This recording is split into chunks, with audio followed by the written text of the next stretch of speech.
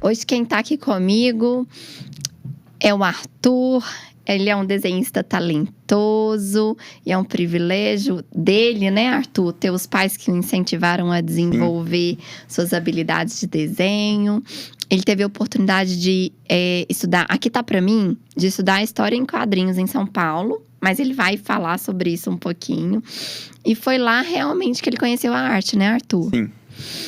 Arthur, conta um pouquinho aqui pra gente como é o Arthur desenhista e conta aí esse contratempo. Se você foi estudar História em Quadrinhos, se não foi, como que eu foi? Eu gostava muito de História em Quadrinho e eu fui pra São Paulo estudar Artes e Design. Só que eu achei que nessa faculdade que eu fui fazer lá, eu ia seguir por esse caminho do quadrinho, entendeu? Eu ia, sei lá, trabalhar minhas habilidades de ilustração pra um dia talvez eu mexer com isso, que era um negócio que eu gostava muito.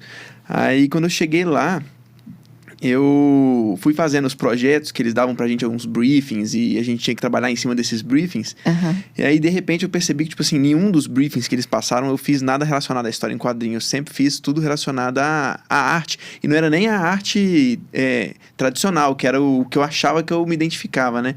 Todos os trabalhos que eu fiz foram, tipo assim, super contemporâneos e tal. Aí eu descobri que, na verdade, eu gostava era de arte contemporânea. Um negócio que eu assim, racionalmente pensando sobre o assunto, eu não gostava. Eu tinha super preconceito. Olha pra aí, você de ver. repente, eu tô lá fazendo praticamente só isso. E aí eu tive que admitir que existe um valor ali. Isso foi em qual ano? Isso foi em 2018, que eu fui pra São Paulo. Entendi. Em 2018. Hoje você trabalha somente com desenho? Ou você não, faz outras coisas também? Agora eu tô trabalhando principalmente com arte contemporânea. Tô terminando agora a minha primeira grande série de 50 trabalhos. E em breve faremos uma exposição. Pra quem não sabe, Arthur é meu aluno de mentoria também. Quando tem alunos de mentoria que a gente compartilha. Como que aconteceu sua escolha, assim, se tornar um artista profissional? Foi por acidente, né? Porque eu nem gostava disso. Eu nem gostava de arte nesse sentido, assim. Eu gostava de pintura, gostava de desenho e tal, mas eu nunca tinha pensado em, tipo, ser um artista. Ainda mais um artista contemporâneo, né? E aí foi justamente nessa ida para São Paulo que eu fui desenvolvendo gosto e no final do meu curso eu percebi que era isso que eu queria fazer. Mas quando eu cheguei lá, eu tinha... A minha ideia era completamente diferente. Completamente. Essa mudança qual que era a sua aconteceu ideia? lá. Era trabalhar com história em quadrinho, mexer com história em quadrinho. Que era o que eu gostava. O que você via de história em quadrinhos, assim? O que te motivava na história em quadrinhos? Você achava que... Porque tem muita artista que chega pra mim lá na mentoria e fala assim... Olha, quero ganhar dinheiro com arte, tá? Tem gente que acha que história em quadrinhos tem uma inspiração ali. Olha, eu quero ganhar dinheiro com isso aqui e tal. Mas como? Tem gente que olha pra arte contemporânea e fala, quero ganhar dinheiro com isso aqui. O que te motivava? Era o dinheiro? Era o desenhar? Porque tem artista também que chega pra mim e fala assim, eu quero aprender a técnica. Aí depois que ele aprendeu a técnica, a gente fala assim, tá, mas e o que eu vou fazer com essa técnica? No seu caso, o que era que te... Na questão da história em quadrinho, era realmente mais uma questão de paixão, assim, por história em quadrinho, que eu gostava muito, e eu gostava era de mangá. Eu nunca fui muito fã dos quadrinhos americanos nem muito dos nacionais também, eu nunca gostei muito. Eu gostava de mangá, eu queria mexer com mangá. Aí eu pensei, a minha ideia, na minha cabeça, o que eu queria fazer era, como no Brasil não existia, tipo, o mercado de quadrinho no Brasil, ele não tem, tipo assim, um estilo característico próprio, igual você tem o quadrinho americano. Porque o quadrinho americano, todo mundo, na hora que você fala quadrinho americano, todo mundo sabe, super-herói, é Marvel, é DC e tal. E o Japão tem o mangá, que também é super característico, ele tem uma identidade forte. Não sai... Óbvio que, assim, existem obras mais de vanguarda, assim, que saem um pouco daquele padrão, mas existe um padrão. Sim. Aqui no Brasil, não existe esse padrão. Então, todas as obras são obras... todas são diferentes, todas têm misturado, né? Misturadas, e elas às vezes, elas elas absorvem um pouco da influência do quadrinho americano, às vezes elas absorvem do quadrinho europeu, mas ela em si não tem uma identidade forte igual o quadrinho americano e o japonês, né? Você acha que o brasileiro não tem muito uma cultura? Não, é porque eu acho que é mais uma questão de mercado, assim, porque o mercado editorial japonês, ele molda muito esse padrão. Sim. E eu acho que nos Estados Unidos acontece a mesma coisa. Então, no Brasil não existe esse mercado editorial focado em estabelecer esse padrão, entendeu? Sim. E eu, na minha cabeça, eu tinha vontade de, talvez, tentar estabelecer um padrão pro quadrinho brasileiro, mas acabou que meu caminho foi mudando. Pro outro lado, e eu abandonei essa Você também aspiração. Se apaixonou, né? Me apaixonei por outra coisa. Conta pra mim, essa escolha de se tornar artista profissional foi difícil? É difícil até hoje, né? Porque é um mercado muito complicado, né? É um mercado instável e tal. E as coisas, elas são mais abstratas, eu acho, assim, no mundo da arte, entendeu? É mais difícil chegar lá. Então, é uma escolha difícil. Mas eu acho que, assim, no momento que acontecer e der certo, assim, vai ser uma maravilha, vai ser muito recompensador. Para as pessoas que estão escutando aqui, o seu processo criativo, ele se dá a partir do quê? Como que é o seu processo criativo? Hoje em dia, meu processo criativo vem muito de uma coisa que eu aprendi lá na minha escola, lá em São Paulo. Que eu tinha um professor, o Roger, que ele falava que eu não sei se isso é coisa dele ou se é de algum professor que ele teve que falava pra ele que a criatividade, ela não nasce de epifanias divinas, entendeu? Você não tá lá, tipo, deitado no sofá esperando e de repente vai lá Deus e bota uma ideia na sua cabeça. Ela se desenvolve no processo ativo de você mexer com os elementos da realidade para fazer alguma coisa. Então, é através do trabalho mesmo que aparece isso. Então, esse meu professor, quando a gente estava meio travado, ele falava pra gente fazer colagem, pra gente pegar um monte de coisa, assim, e ir misturando as coisas, porque dessa mistura, as conexões, elas vão aparecendo. Se você tentar buscar essas conexões sem buscar ativamente em objetos da realidade, em coisas da realidade, ficar só na sua mente, é tudo muito abstrato, entendeu? Então, é muito mais difícil de aparecer. Óbvio que devem ter pessoas que conseguem fazer dessa forma, mas para a maior parte das pessoas, esse método é muito mais eficiente. Você sentar, trabalhar, pegar a tinta, jogar no papel, fazer experimentações, que aí alguma hora você vai olhar para uma mancha no papel. Sim. E você vai falar, isso aqui pode virar isso, entendeu? E a partir disso a coisa vai se desenvolvendo e você vai criando. Não, e tem que ter a coragem de ali executar também, né? Sim, pois Porque às vezes a pessoa vê uma mancha no papel e fala assim, é bobeira isso aí. E tem gente que acha que vai vir do céu, entendeu? O negócio e acaba que não senta pra fazer nada, e não sentando pra fazer nada, nunca gera essa mancha, entendeu? Pra virar alguma coisa maior, entendeu? Que é a execução do negócio ali, né? Pois é. O que te deixa mais feliz no seu trabalho hoje, não só como desenhista, mas como pintor também, que você é um ótimo pintor. E o que te deixa mais feliz? O que aguça mais essa felicidade? Assim? Eu acho que uma coisa que eu gosto muito no meu trabalho são as possibilidades, que são infinitas, né? Então, a arte, ela permite você explorar, tipo, absolutamente qualquer coisa da realidade. Então, esse tipo de liberdade, assim, que a gente tem com a arte, é uma coisa que me encanta muito nesse ofício, né?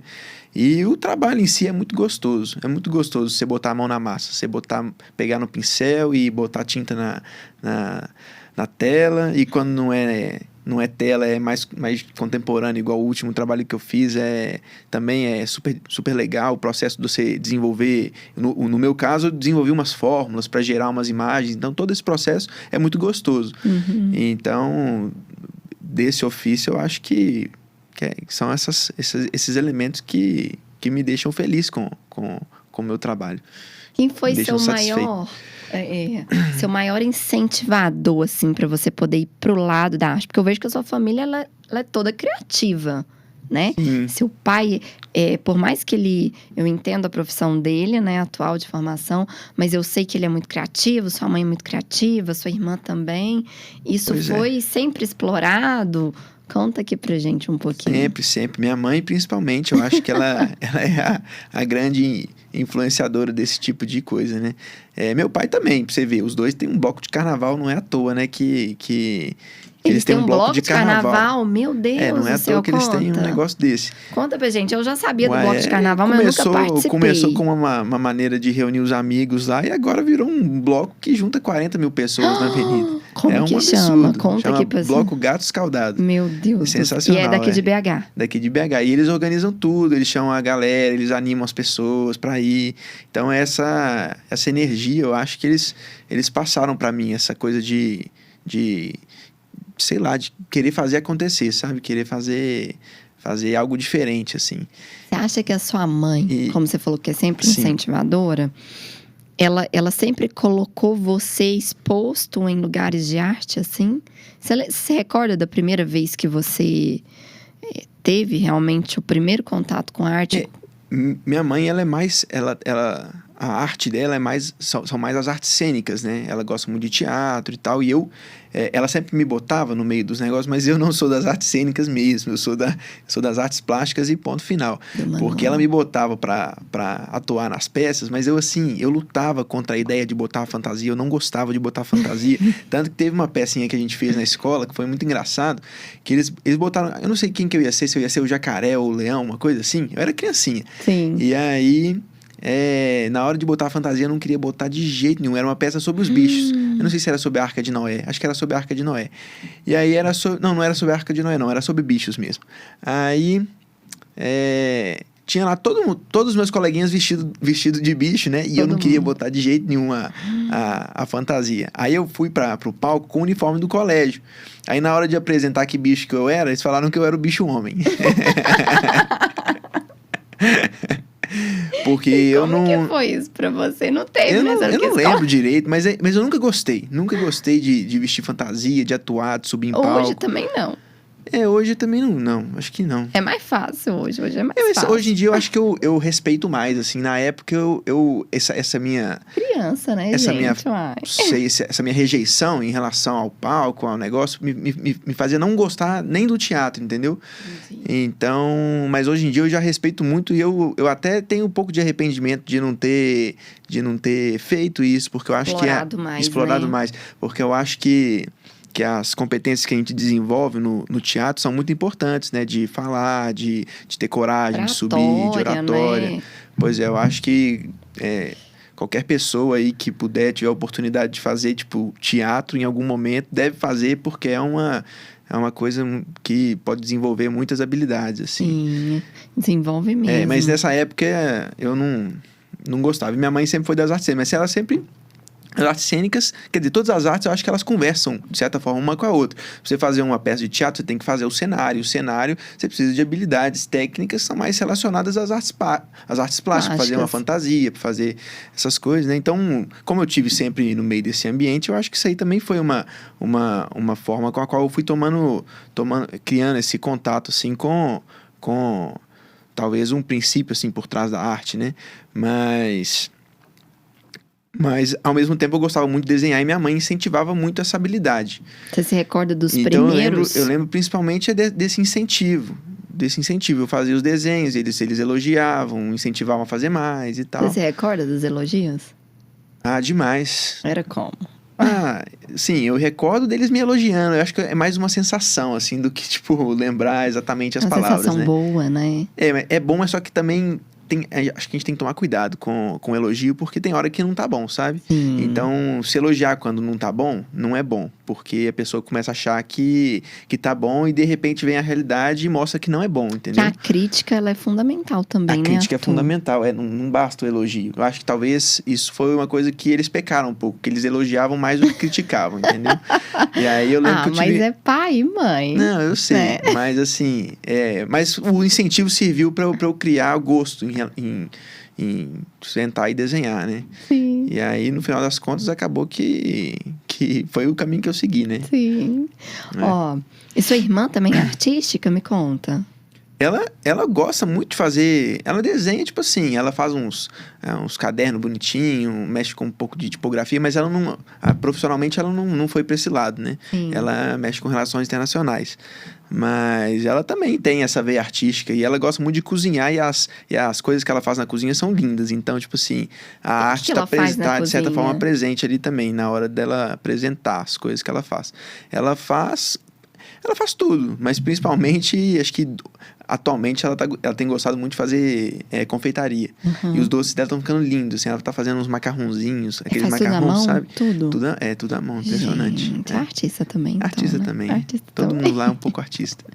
Olha, quando a gente se conheceu, eu me lembro de você dizer muito, né, que já conhecia a arte tradicional, certo? E como que foi? Você me contou ali no início como que foi esse encontro, né, com a arte moderna. E aí eu te pergunto, o impacto que tem a arte moderna hoje na sua vida, qual é? O impacto é total, porque é o que eu quero fazer da minha vida, praticamente, né? É trabalhar com isso e viver isso, né? Para as pessoas que estão te escutando hoje, o que é o conceito de arte moderna mesmo para você?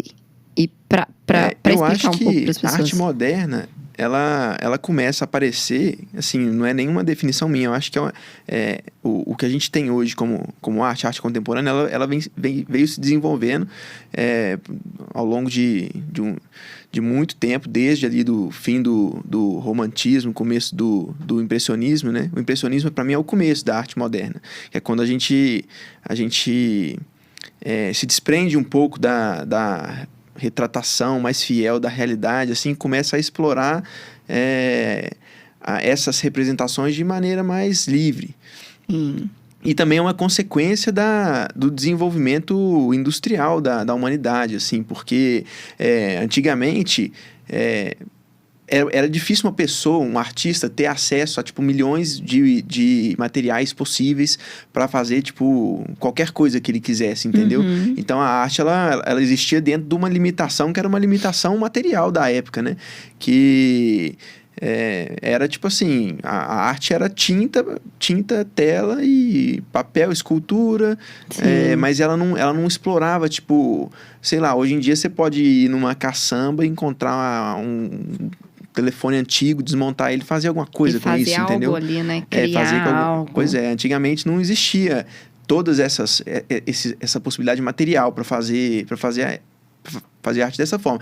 Tanto que o próprio impressionismo, ele já bebeu um pouco dessa liberdade que a Revolução Industrial trouxe, porque a tinta, ela sempre foi muito cara, né? Sim. E a Revolução Industrial, ela barateou muito Ajudou, né, as pessoas a terem acesso. Sim, ela criou milhões de pigmentos sintéticos que facilitaram o acesso a cores que eram muito difíceis de se usar antes. Sim. Por exemplo, o azul na época da Idade Média era uma cor caríssima, porque ele só era feito de uma forma, com uma pedra preciosa que era o lápis lazuli. Sim. Então, depois que eles desenvolveram métodos a partir de estudos da química e desenvolvimento das farmacêuticas, elas começaram a desenvolver pigmentos azuis muito mais baratos. Então, permitiu que as pessoas usassem mais azul nas obras. E como a tinta ficou mais barata também, você podia usar mais tinta. Se você pegar as obras dessa época aí, da Idade Média e tal, a camada de tinta que deve ter é a coisa mais fininha do mundo. Eles usam pouquíssima tinta. Agora, você pega o impressionismo, já tem aqueles empastos, né, que dão volume para a obra e tal. Então, a partir daí, as possibilidades foram se abrindo. Foram aumentando, Foram né? aumentando. Aí veio a fotografia. Então, tipo assim, para que você vai retratar o negócio com toda aquela perfeição e realismo? Se uma foto consegue fazer, entendeu? Sim. Aí o negócio começou. Então, o que nós vamos fazer agora? Aí veio aquela Semana da Arte Moderna lá na França, que o Duchamp apresentou o Urinol. E aí começou a nascer, assim, a arte contemporânea, né? Deu liberdade para todo mundo, Sim, né? Sim, que explora outras formas de representar a realidade, assim, de uma maneira estética, artística e tal. Então, para mim é isso, é o fruto desse processo todo e eu acho que a arte contemporânea é a forma como você consegue expressar a melhor forma dentro da arte para expressar diversos conceitos, assim, diversos aspectos da realidade. Apesar de que, assim, a arte, todas as formas de arte têm o seu espaço, entendeu? Sim. Mas tem coisas, por exemplo, se você quer transmitir um conceito muito simples, você não precisa de usar uma técnica muito complexa. Você quer, sei lá, igual o caso da minha assinatura é muito interessante. A minha assinatura, Conta pra gente. ela é Arthur Was Here. Uhum. Isso nasceu de uma obra que eu fiz na faculdade, porque é uma coisa, era um conceito muito simples que eu queria transmitir, só que eu não queria usar uma forma complexa. Eu tinha uma professora que ela queria que eu fizesse de uma forma mais complexa. Ela queria que eu fizesse uma serigrafia com várias matrizes, com várias cores. Eu pensei, tipo assim, eu não quero fazer essa obra, porque o pedido deles foi escrever, fazer uma obra que resumisse a nossa passagem pelo curso. Sim. Como eu cheguei lá querendo fazer história em quadrinho e eu saí, tipo, completamente diferente, sem saber direito o que eu queria, eu quis mostrar a única coisa que eu tinha tirado do curso, que era que eu tive lá. Então eu escrevi essa frase, Arthur Was Here, que era Arthur esteve aqui em inglês, né? E aí toda hora que ela falava para eu adicionar alguma coisa, eu falava, não quero adicionar, que se eu adicionar alguma coisa, vai perder minha identidade. Vai perder a simplicidade do que eu tô querendo transmitir. Que a única coisa que eu quero transmitir é a única coisa que eu sei da minha passagem do curso, que é que eu tive aqui. Então não faz sentido eu usar uma técnica complexa para expressar um conceito simples, Sim. igual nesse caso. Então, eu acho que a arte moderna, ela tem essa capacidade, né? De dar liberdade, né? Além da liberdade, ela permite que você expresse conceitos mais simples, com menos operações, que antes era uma coisa que era inconcebível. Tudo eram muitas operações, tudo era muito complexo, entendeu? Sim.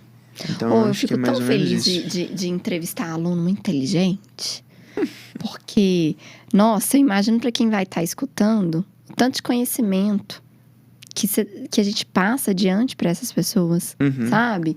Claro. Porque passar conhecimento e ver as pessoas se desenvolvendo é muito gostoso. É muito gostoso. Quando você não está desenhando, o que você faz para poder desenvolver o lado criativo?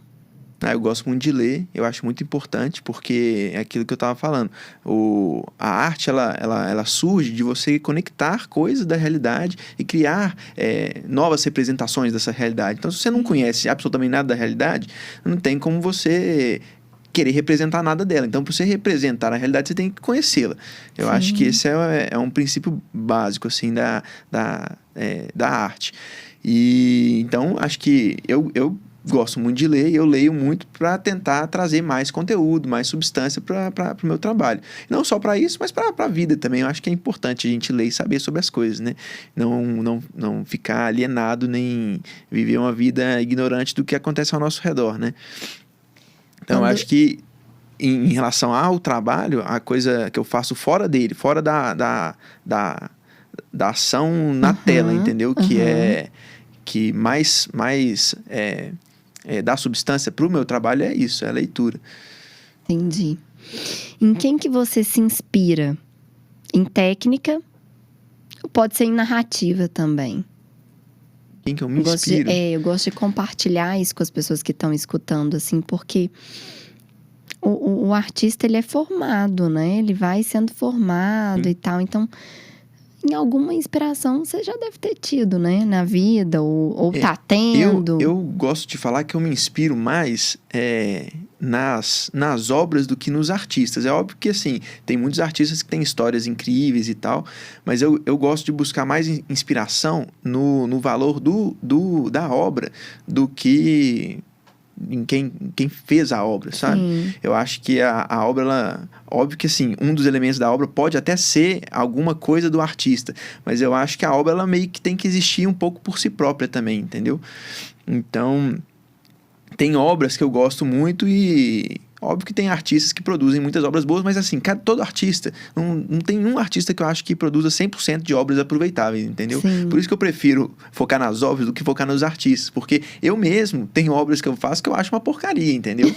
E tem artistas que eu acho maravilhosos que fazem obras que eu também acho uma porcaria. Entendi. Então, se for falar em nome, assim, de artistas, um que eu acho que praticamente impecável, que tem pouquíssimos trabalhos que eu falo, não, esse trabalho não é legal, é o Monet. Eu acho o Monet muito bom. O que ele consegue fazer, o que ele conseguia fazer e como ele fez na época dele, aquilo tudo. É um dos artistas que eu mais gosto, mas contemporâneos, assim. Tem um artista que eu gosto muito aqui de Belo Horizonte, chama Marconi Moreira, que ele fez um trabalho que...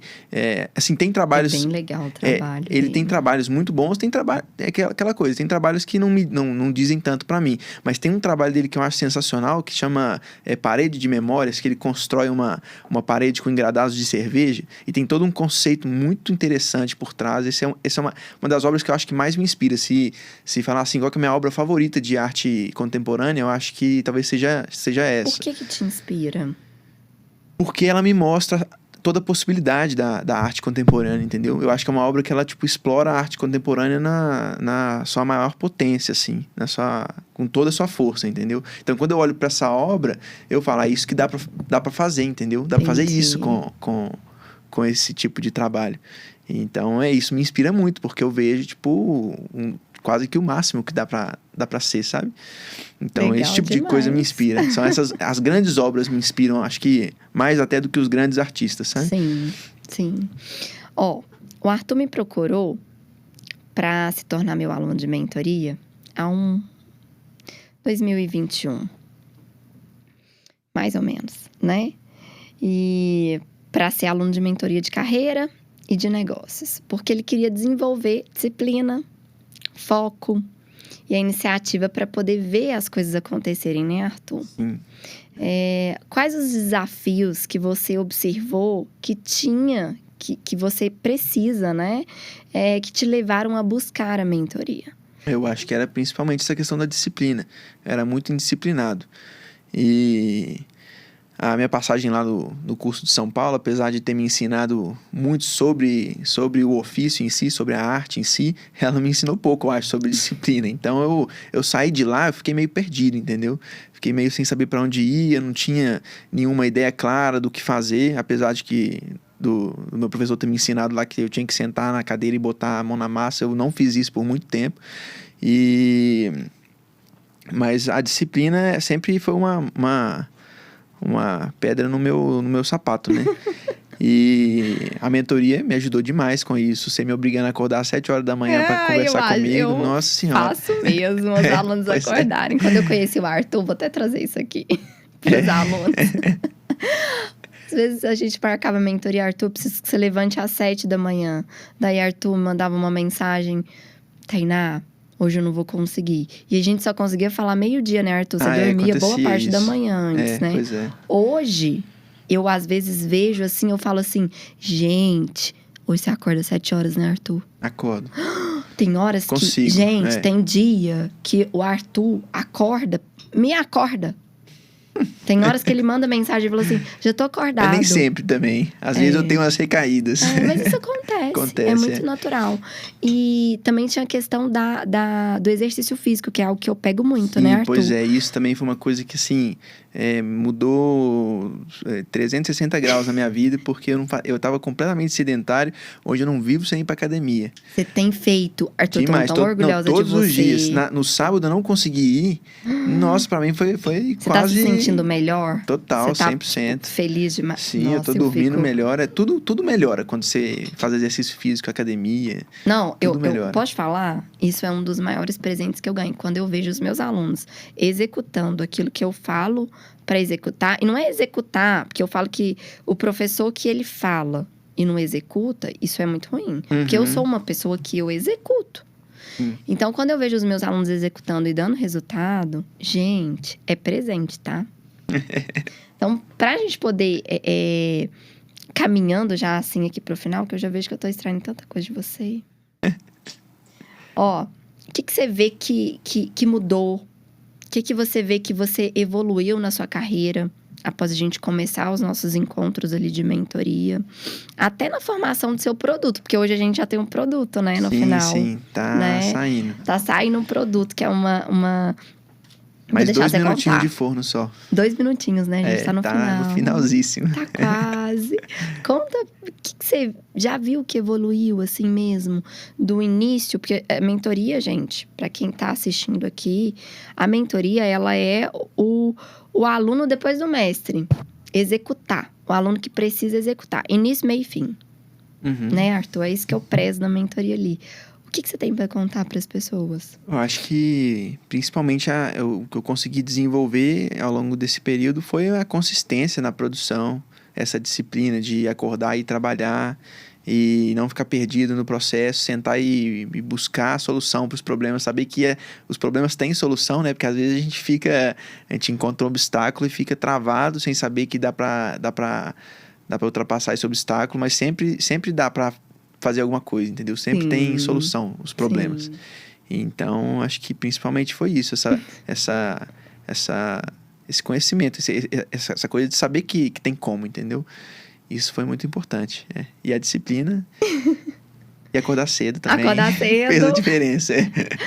Para finalizar, conta pra gente aqui algum projeto que você tá trabalhando hoje, agora.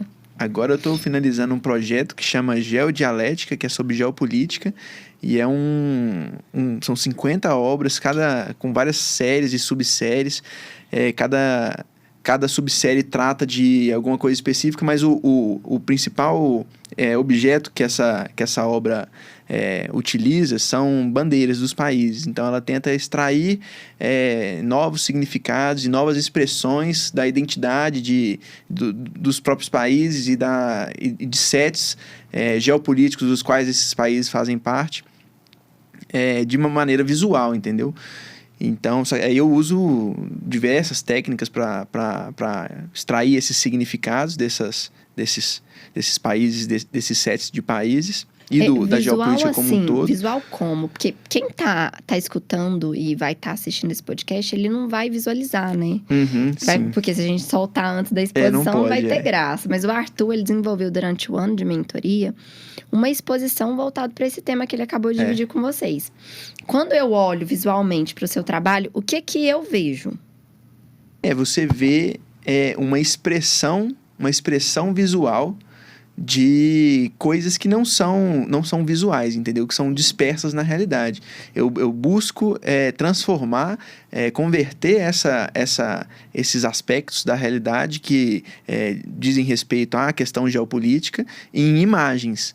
Então, essas relações, elas viram uma coisa que você bate o olho e vê, entendeu? Você identifica? Acho que você não identifica de cara, mas quando você conhece o conteúdo, você tem a possibilidade de ver esse processo dessa forma, de entendeu? Decifrar, de uma nova forma. Eu posso falar em palavras assim, bem popular? Quando eu olho, eu vejo, por exemplo, quando a gente fala de geopolítica e tal, entra ali questão de bandeiras e tal. Tem uma parte do seu trabalho que eu olho e eu visualizo uma mistura de bandeiras, um mix de países. Essa é uma parte bem... Posso falar assim? Claro. Posso? Mas esse é Você pegou várias bandeiras, né, Arthur? Sim. Vamos dividir isso um pouquinho com as pessoas? Pode ser. Pode. Você quer dividir pra mim? Eu peguei várias bandeiras e fiz uma sobreposição com elas para extrair uma expressão da identidade do set que elas representam. Então, eu pego um set qualquer, algum índice econômico, por exemplo, o índice do PIB. Aí eu pego todas as bandeiras e misturo elas na proporção em que elas aparecem nas listas.